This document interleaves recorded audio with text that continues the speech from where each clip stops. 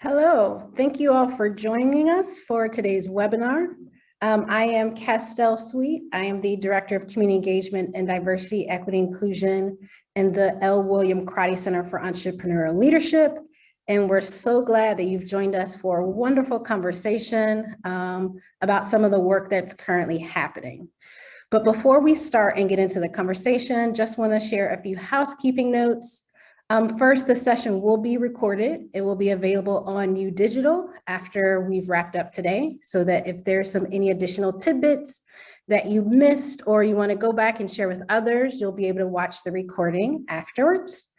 I also invite you to type in the chat where you're joining us from. If you happen to be alumni, feel free to let us know the year you graduated, your major, where you're part of Flower Consulting, where you connected to anything that we talk about throughout the conversation. So feel free to use the chat as we go through the conversation just to join in and contribute your experience with us as well.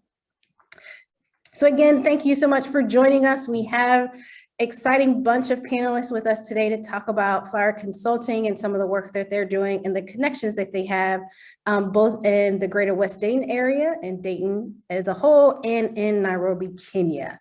So to introduce our panelists, today we have with us Kiana Daniels. She serves as the Greater West Dayton Incubator Advisory Council member, and she's also the project manager for Lunch Dayton. We have with us Carlos Marshall. He's the manager of the Greater West Dayton Incubator.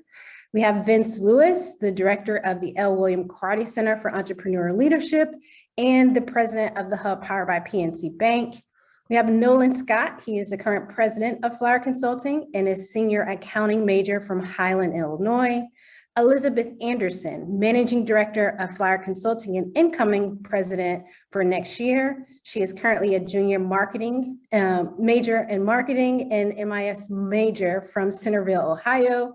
And we have Brian Johnson. He's a project lead for the local microlending program and junior finance and accounting major from Naperville, Illinois. So welcome panelists, glad to have you. And to start off our conversation, why don't Nolan, Brian, or Elizabeth, why don't you all give us an overview of Flower Consulting? What is it and how long have you all been around? Yeah, thank you, Castell. So looking at Flower Consulting, kind of the history of our organization, we're a student-run organization at the University of Dayton, functioning under the Crotty Center, and we run two different types of programs. So our original program is nonprofit consulting, where we work with both local and international nonprofits to provide business consulting services. And then our other program is microlending. So this is a new initiative we've taken in the last 2 to 3 years, where we're opening up lending programs in both Nairobi, Kenya, and locally that we're starting this semester to be able to help support small businesses and to give students like the experience of interacting with these businesses. Looking at the history of our organization, so we started off as a part of Flower Enterprises, which is another student-run program under the Crotty Center in 2009. After that, we kind of splintered off. And there was a period of like 5 to 6 years where we were just taking on like 1 or 2 clients. It was kind of a small organization at that point. Going into 2016, we did a project on ourselves. We got Vince as a mentor, and he kind of really inspired us to focus on developing our own organization and how we're providing experience to the students and what type of work that we're taking on. So starting in 2016, we started taking 4 clients a semester. We had about 20 students in our organization and started doing a lot of the similar work that we're doing today. Now, get to today, we're now operating 2 different types of work. We started both the international and local microlending programs 2 years ago, and now we're taking on like 6 clients a semester. So we're able to work with 6 different nonprofits, as well as we've grown from 20 students when I joined the org 4 years ago to now over 60 students. And I think one of the cool things too is we're seeing a lot of students from other areas of the university as well. We've grown from just a SBA focus or school of business focus program to really encompassing the entire university. Now we have over 1/3 of our students coming from different schools outside of the School of Business. So we've grown a lot in the past few years, and it's kind of exciting to be at this point in our organization where we're expanding into the local microlending program, as well as just all the different initiatives and students that are coming into the organization. So it sounds like lots of growth is happening and continuing to happen. So we'll get into a few things that you all will start doing in addition to the work that you've already doing. But what does it actually look like semester to semester? About how many people are you working with? What does some of the projects look like? Give us some examples. Yeah, that's a good question, Castell. Thank you. So again, kind of just to follow the umbrella of Flyer Consulting, we have one vertical that's nonprofit consulting, where we work with nonprofits locally in the Dayton area, but internationally as well. So that's kind of one area of growth. And then we do have that micro lending program. So on the nonprofit consulting side, we have about 6 clients a semester, ranging from marketing projects, where that's all about looking at their digital footprint, how are they doing on their website, bringing in some social media audits, SEO optimization, and everything just in the digital realm that we can help them with. And then the other side of marketing is brand. We've been able to help certain organizations rebrand, look at their logo, look at the colors, how is the community viewing them, what message are they sending out. So that's kind of our marketing portfolio. And then the second one is business development. That's more along the lines of capital campaigns. How can we help the organization get sustainable funding? What donor databases can we help them with? What strategic growth plans can we assist them? Really just organizational growth in general falls under that portfolio. And then this third one is our technical portfolio. So that's donor relationship management softwares, if we can recommend one of those, if we can implement it for them. We've done that in the past as well. Really just helping them automate any systems that they're using, get rid of any bottlenecks that might be there as well.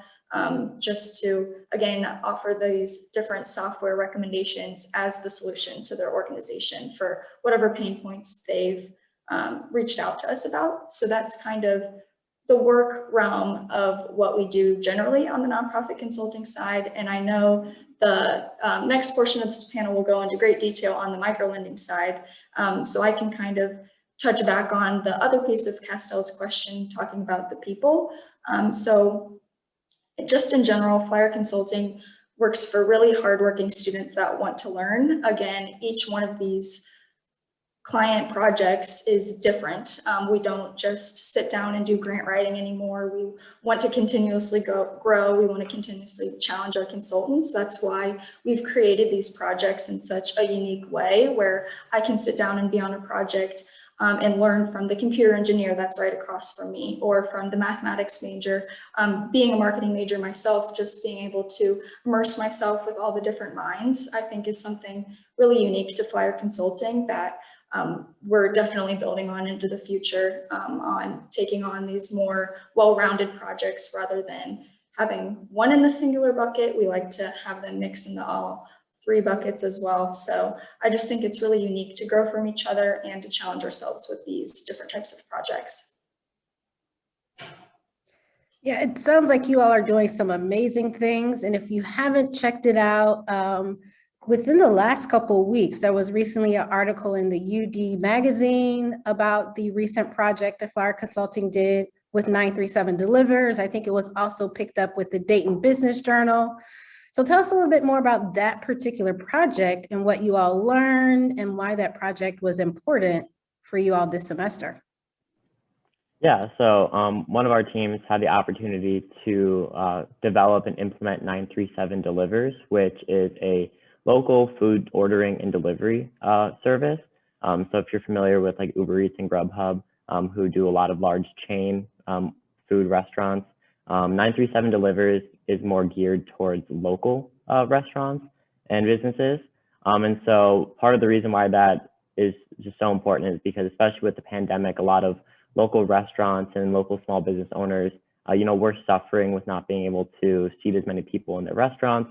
So our team, along with some other partners, really wanted to provide an opportunity for those local restaurants to continue to, have their employees work, to continue to serve their food and get their name out there. So 937 Delivers is a great way to kind of combat that and help those local restaurants continue to serve the community. And so it sounds like you're really adjusting well to the needs of entrepreneurs and the needs of the community as they come. And so I want to ask either Kiana or Carlos, what does that mean? Like, why is this type of support important for entrepreneurs? What does that mean for the community and types of the services that Flower Consulting is offering? Well, I can take that. That's a good question. And I think that, you know, these types of resources are important because there's just a need to get connected to entrepreneurial small business resources and just guidance on the entrepreneurial journey. As people are starting out or even for existing businesses, the need to be connected to the resources never ceases. So like programs like this is really helpful just because, you know, as a resource provider, sometimes we can't help everyone. So knowing that there's other people in the community, even through an academic institution where, you know, it's kind of like a win-win because students are getting opportunities to get real world hands-on experiential learning by working with these actual businesses. So it's a win for them. And then for the business side of things, they are receiving the assistance that they need that, you know, maybe sometimes if an organization or program has already met its capacity, it's kind of like an overflow. So there is a great benefit there. And so also, it's just like they need guidance. They need to know how to do things because people start businesses all the time and they don't have the knowledge all the time. They just have the drive and the commitment and the ambition. But if, you know, being able to get connected to students who have some of that knowledge and they are learning it in real time and being able to execute with an entrepreneur, I think is beneficial and it helps them to grow and or get to the next level. Yeah, and I would like to piggyback off Key, like looking at how students benefit from those entrepreneurs, like we're able to get motivated through that passion, see the work that they're supporting the community through, and looking at their programs and how they're really building a better community and environment in the city of Dayton. It's a great experience for students to be able to interact with those individuals and to be able to see their contributions to the community and get inspired from that. So value add on definitely both sides of that relationship.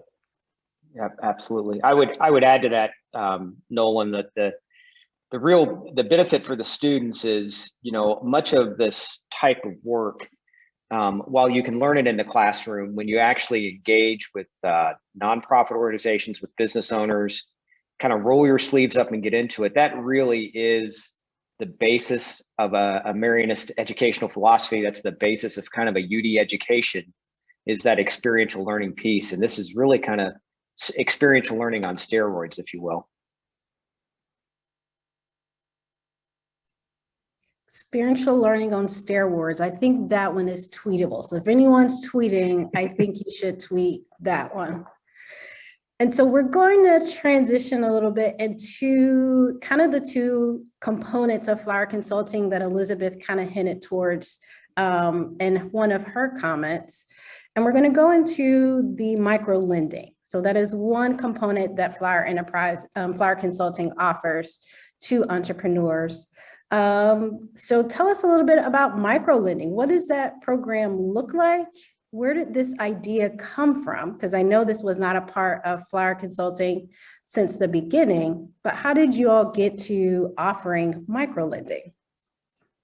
Yeah, I can kind of kick us off on this one. So talking directly about the international side, so we do have 2 microloan programs currently running, one locally out of the GWDI that will focus on mainly coming from Brian, and then one internationally out of Nairobi, Kenya, through the Imani Marianists, which has just been a unique experience and a really great experience as well in and of itself. But so to give a little bit of a background on it, in the fall of 2018 is kind of when the idea of partnering with Imani came about. It was presented to the Flower Consulting Board that a couple of students had this idea and they wanted to see something happen so that they could help these people in Kenya get their businesses up and running. So a little bit of a background on Imani. They are a vocational and technical skills training school. So we're able to offer financial support after they've graduated from Imani's program specifically, and then they're going out into the community, being able to buy resources, use our funds to then better their business and just wholeheartedly support the community that they're serving through their entrepreneur mindset that they've created.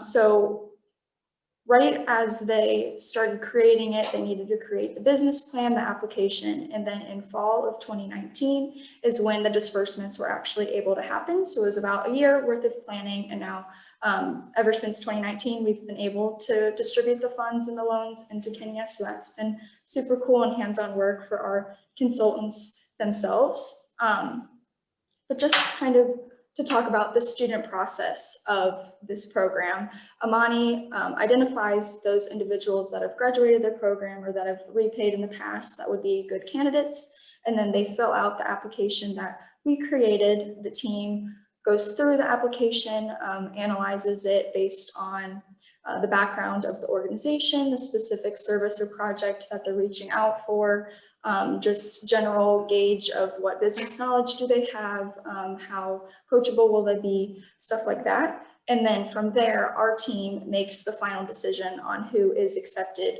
or denied the loan for approval. But if we do unfortunately have to decline an application, it doesn't end there. Our team goes that step further to help them with constructive criticism so that Imani can go back and help coach them if they want to apply for a loan again in the future, so that it's not just a hard cutoff, that we want to be able to support as many people over there as possible. And we are able to do that through this program that we have partnered with them for. So just kind of another important note on the lending model itself, it's designed as a group lending model. So if one person from Imani that is accepted to this program isn't able to lend back the money, repay the money, then it affects all of the rest in that group. So this kind of builds that community aspect of who we're trying to help. It holds them all accountable. And it's not just one person in it for themselves, they're really in it for their community and to better their business. So I think that's a really important piece about the program as well. And then again, just the student value add, being able to see the specific loans and then see the success stories to come back from everyone that we've been able to loan to in Kenya, see whatever they've been able to do and really help them excel has been very special. So another thing that's special about the Imani loans, it's in Nairobi, Kenya. So tell me about that partnership. How the heck did Flower Consulting identify a partner in Nairobi, Kenya to help with microloans? Yeah, so looking kind of at that story, so it originally started with two students who were not part of Flower Consulting, but were kind of engaged with the School of Business, who got the idea after going to a service trip in Haiti of starting up these like microloan networks. If you look in like the history of microlending, like it's an important resource to bring capital into a community, especially these more rural and like more underserved communities internationally. It's been a crucial resource to be able to help support those businesses. So these students were inspired by it, brought it to the Dean Middlestadt, and he passed it off to Flower Consulting as a potential project. So it was kind of a passion project from their side of like being inspired by this type of work, and then bringing it to Flower Consulting. We're able to collaborate with them to actually build out this program within our organization to support these entrepreneurs. Then how we got connected to Imani over at Nairobi, Kenya is through the larger Marianist network. So UD as a Marianist institution has a strong drive for the larger Marianist community and to be able to be engaged with those brothers and all of the network of the larger Marianists. So we were able to interact with them through the larger Marianist network, who got us connected to Imani. And I think it's really cool to see that we're able to help provide additional capital to their underlying like educational foundation that they provide to these entrepreneurs. Imani runs a vocational trade school in which they're able to help teach different skills such as like tailoring, vehicle maintenance, to be able to give these entrepreneurs the skills and know-how necessary to run their own business.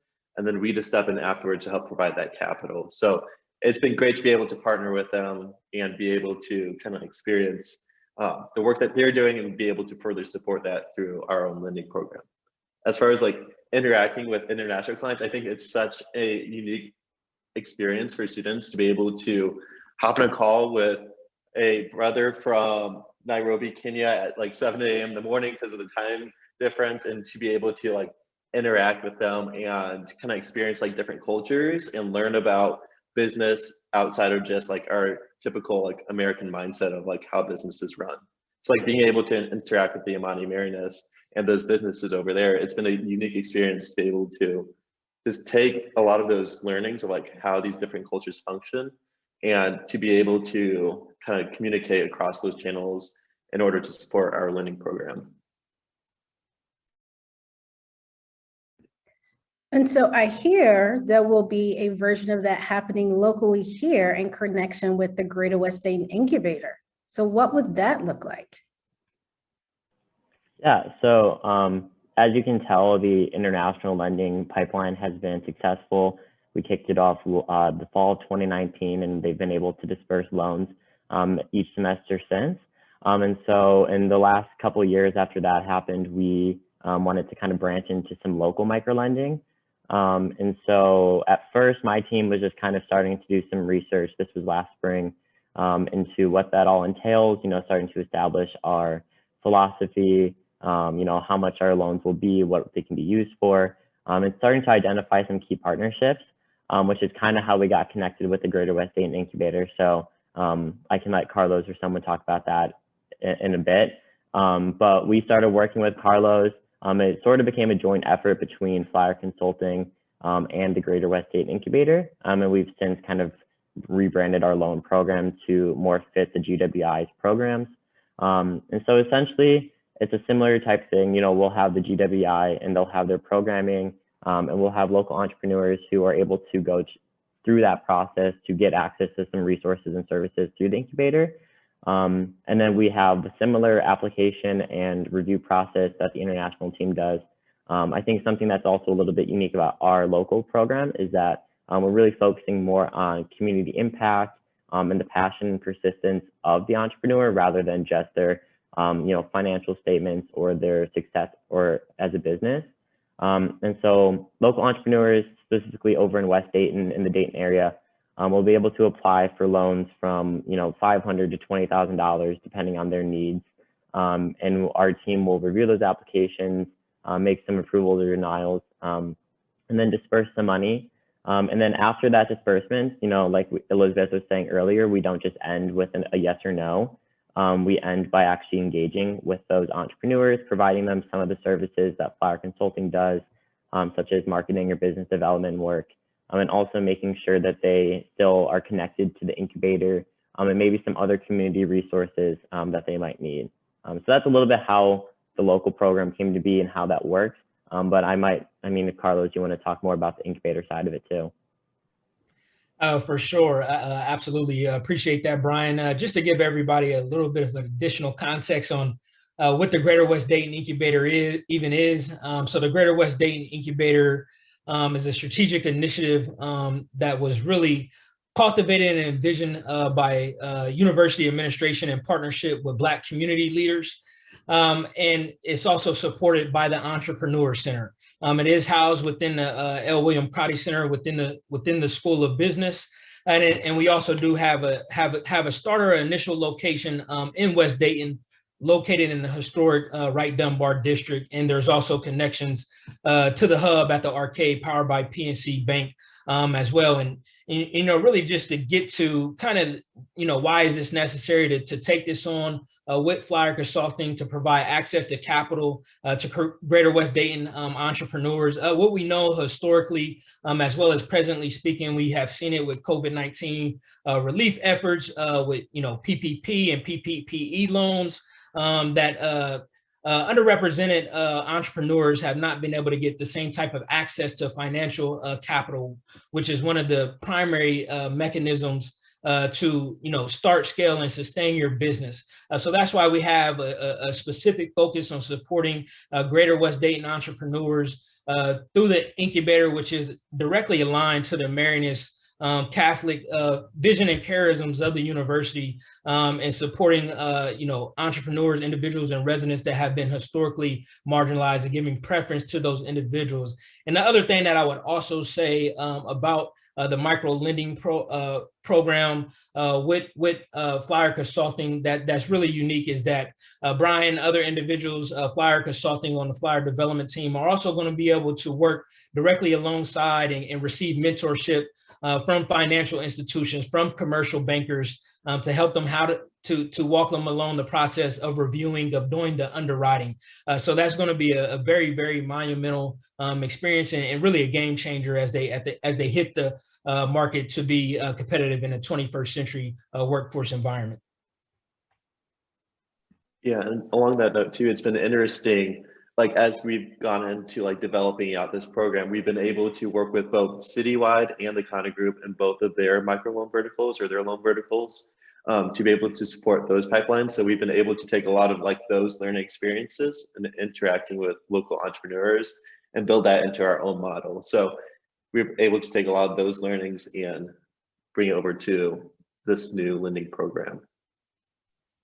And you not only are working on micro lending with the Greater West Dayton Incubator, you also have been doing some general support for other entrepreneurs and nonprofits through the Greater West Dayton Incubator as well. What has that looked like so far in supporting existing nonprofits in the West Dayton area?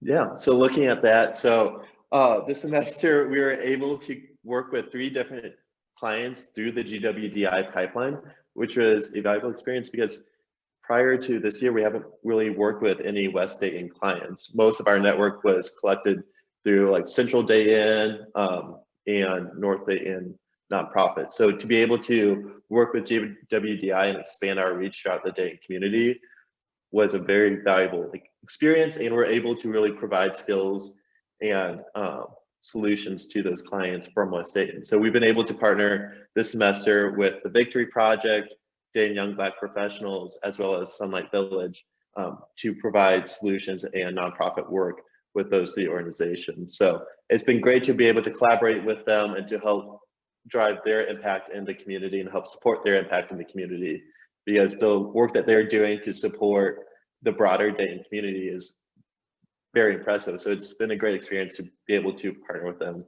in those efforts.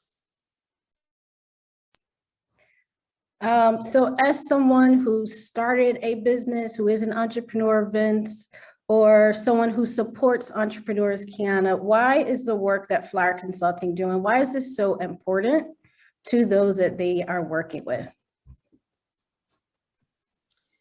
I'll take that first. Excuse me. Well, it's really important just because when we think about underrepresented entrepreneurs, they don't have disposable income just to invest in their businesses left and right, to grow it, to scale it, to make it better. And resources like this, the micro lending, and micro lending means that it's just like start out funds, seed funding. That is something that a lot of people need. They need access to capital. That's like the largest I think challenge or barrier, if you will, when it comes to starting a business, when you think about growth and just like getting it all done up front. So like getting started is one thing. So like getting access to these resources to just get started, and then getting access to the micro lending will help them to grow, and then also to bring on employees and things like that, and to help them really to get to a place where they can start working on the business instead of just in it.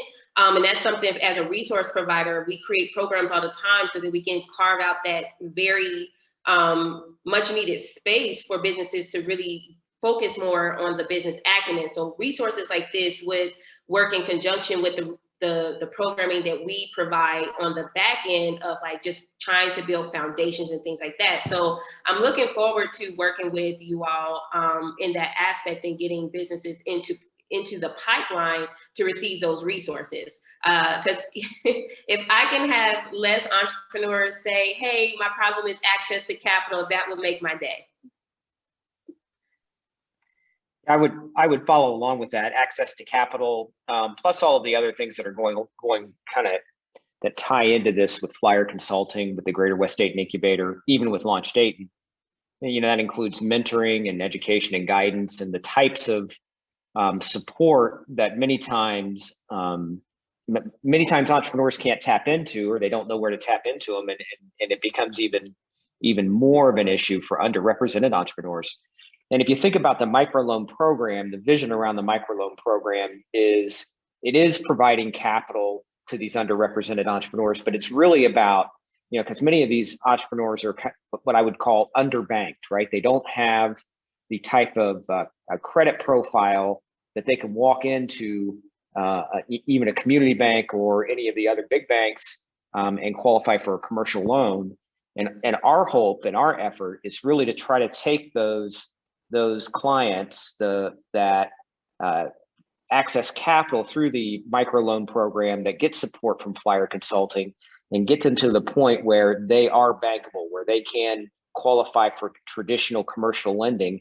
And that's really the key to growing a company. If you're a small, privately held Main Street business, you know, you're probably one of the most important relationships you're going to have is with your banker, because that's where your capital is going to come in. That's where your capital is available. And we're really trying to get these folks to a point where they have the ability to access capital from those traditional sources.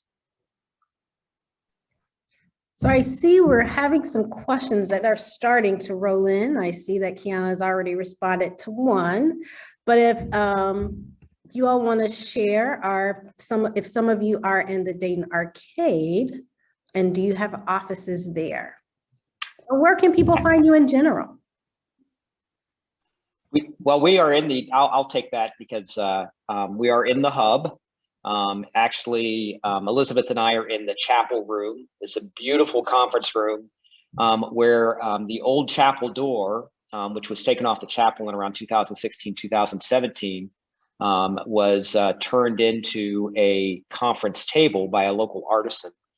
So it's absolutely stunning. If you're ever in Dayton, you have to come to the hub. And we're all in the hub. I think that even Kiana has an office here, so we see her every day. And we're all in different meeting spaces in the hub. So it's a fabulous space, academic space, a co-share space. It's going to be really vibrant, especially in the fall. I think by last count, we had 24 classes in the fall. Castell, does that sound correct? And we have, as of yesterday, 47 member companies in the hub, which will, at full strength, is probably about 100 or 130 people working in the hub, other than UD staff and Entrepreneur Center staff. And Carlos, I know you told us a little bit earlier about the location that the incubator has in West Dayton. Will you have connections to the downtown area? Absolutely, great question. So I do have a satellite office in the hub as well. So when we, started to chart down this path of creating the Greater West Dayton Incubator, it was very critical from the onset that we did not create two separate ecosystems, right? And that was to say, if you were a Black entrepreneur or were coming from a historically disinvested neighborhood, that you can only go to the Greater West Dayton Incubator and you wouldn't be able to get access and resources downtown to the hub. So again, the satellite office provides some of that connectivity. Castell, obviously, you've been working extremely hard on figuring out how to involve and engage artists through artist residency programs, other means as well.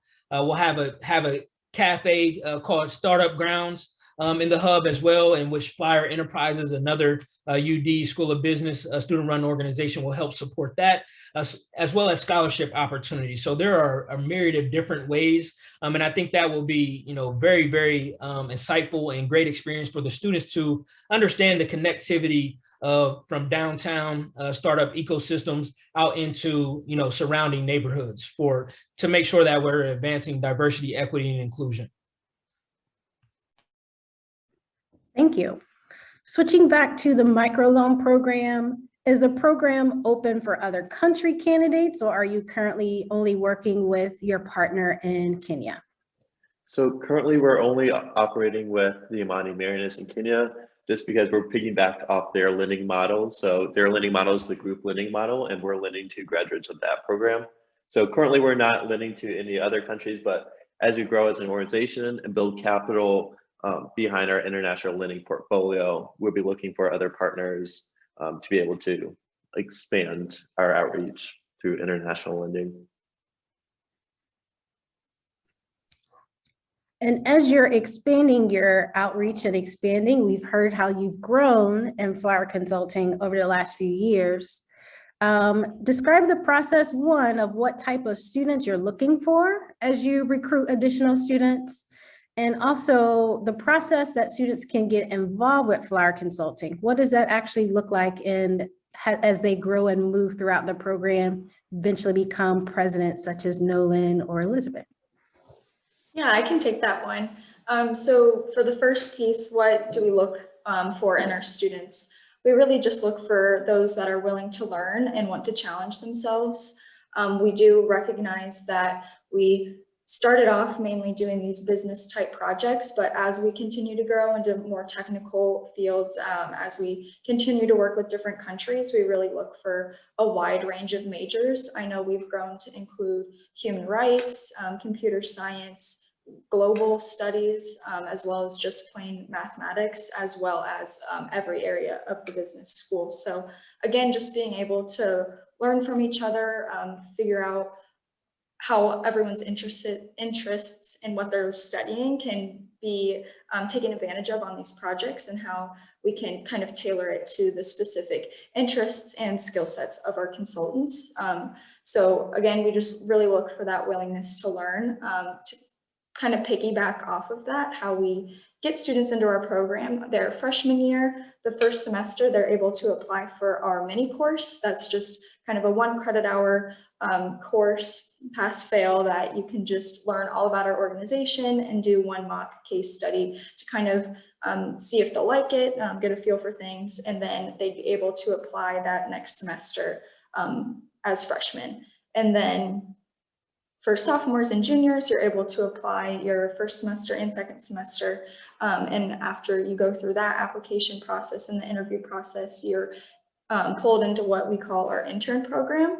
And again, that kind of piggybacks off of the mini course, just to give 3 mock case studies so that our interns are fully ready to be on full-blown projects with actual real-life clients that next semester when they become consultants.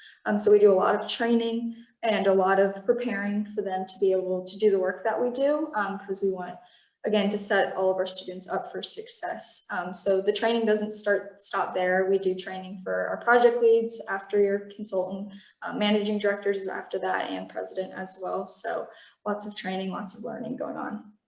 Yeah, and to kind of jump off Elizabeth's point of like what we look for in students, that willingness to learn, I think that's so critical, because that's what drives all of the students in our program to do this work. We're not getting paid. We don't get college credit for this. It's our desire to really want to take on these initiatives, to learn how to do this work that we're providing on the nonprofit consulting side, to be able to engage with these community partners and to engage with these businesses. That's what really motivates us to do the work. And that's why we're ultimately all part of this program. So when we're going through the interview process and that, we're really trying to pick that out of people and see if that's what's driving them.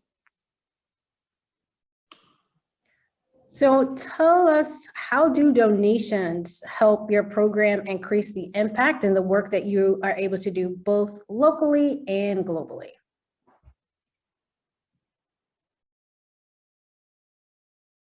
I'll be happy to take that. So, you know, really, if you look at the both microloan funds, the domestic and the international microloan fund, or flower consulting in general, and I'm going to kind of focus in on these microloan funds. You know, we were very, very fortunate. Dean Middlestat was able to get started with some funding for the International Microloan Fund. We were able to go out and raise some funds to seed it a little bit. That seeded those first loans that we did in the fall of 2019 in Nairobi. And then an anonymous donor helped support get the local microloan fund off the ground just in this last year. We're just now starting to launch that loan fund. But to be quite honest with you, the fund is a fund that will probably last about 4 or 5 years tops. And we really want to have more impact. So we're looking for ways to at least double that microloan fund over the next couple of years.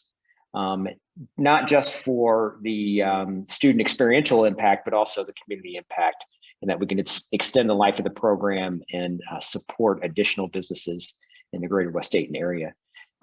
That's really where it comes in, and this is, it's the best of both worlds in terms of the impact of a donor's dollars, because it's impacting a student experience, directly impacting student experiential learning. They're learning about commercial lending. They're learning how to do a credit analysis. They're learning how to do credit profiles, make those decisions, sit with the underwriting teams that make those decisions. That is experience that will have our students, when they graduate, be light years ahead of the competition. And at the same time, we can serve that mission of being a university for the common good, applying our resources and our talents and our efforts to support the communities, to support those in the community who wouldn't normally get this type of support, who haven't gotten the support in the past directly. So really filling that gap. So it's really a best of both worlds in terms of impact. And how can alumni support? You've told us how students can get engaged and the things that students learn. What about those who missed out on flyer consulting while they were a student? What are some ways that they can either become a mentor or provide technical support or assistance to the initiatives discussed today? Well, there are myriad ways to support what we're doing throughout the entire entrepreneurship program. And it becomes a level of what type of engagement do you want? Do you want a kind of what I would call a quick engagement, like guest speaking in a classroom, helping to mentor students, those types of things, to deeper engagements where we have student consulting teams working with local businesses and nonprofits, and we have local mentors, not even necessarily local mentors, mentors that are working with those students, alumni who work with those students and guide them through those consulting projects. All of those types of things are extremely valuable, supporting some of our flyer pitch contestants from a mentoring standpoint, supporting not just that, but things like our capstone courses. There are myriad ways to get involved, and it really becomes, it's really two things. One is reaching out. So when folks reach out to us, we really try to get them plugged into something that fits for them, fits for their schedule, fits for their interest, and also, creating that appropriate connection. So we're always open to that. vlewis1@udayton.edu. If you want to engage, please send me an email and we will find ways for you to get engaged. Thank you for sharing that. I'm sure you may receive, and thank you just for dropping that in the chat. Hopefully there will be a few that reach out to get engaged. I want to thank everyone for attending as we close out here and try to be mindful of everyone's calendar. I also want to thank both Jessica and, I'm paying attention to the chat too. Jessica and Paula for organizing this and allowing Flyer Consulting, Carlos, Kiana, and Vince to share. This was great. And again, it has been recorded and it will be accessible on Digital for you to watch it again or to share with others if there's some amazing tidbits that you took away. I also noticed that we had some who were very familiar with Flyer Consulting, either who have participated or had some students participate. So thank you for attending. Thank you for contributing just beyond your attendance. That is much appreciated. I also want to invite you to join other upcoming digital events. The next webinar is on March 24th and will feature students from the Davis Center for Portfolio Management. So I would highly recommend checking out the work that they're doing as well. And before I close it out, any last comments, thoughts, panelists that you want to be sure to share? We have 1 minute left. Well, thank you all for coming in. I know Paula put in the chat, or Jessica put in the chat about our webpage. We'll be releasing our annual report, our second ever annual report in the coming months. So be on the lookout for that. You can subscribe to our newsletter to get other updates from our organization as well. So thank you all for joining us, and I hope you have a great rest of your day.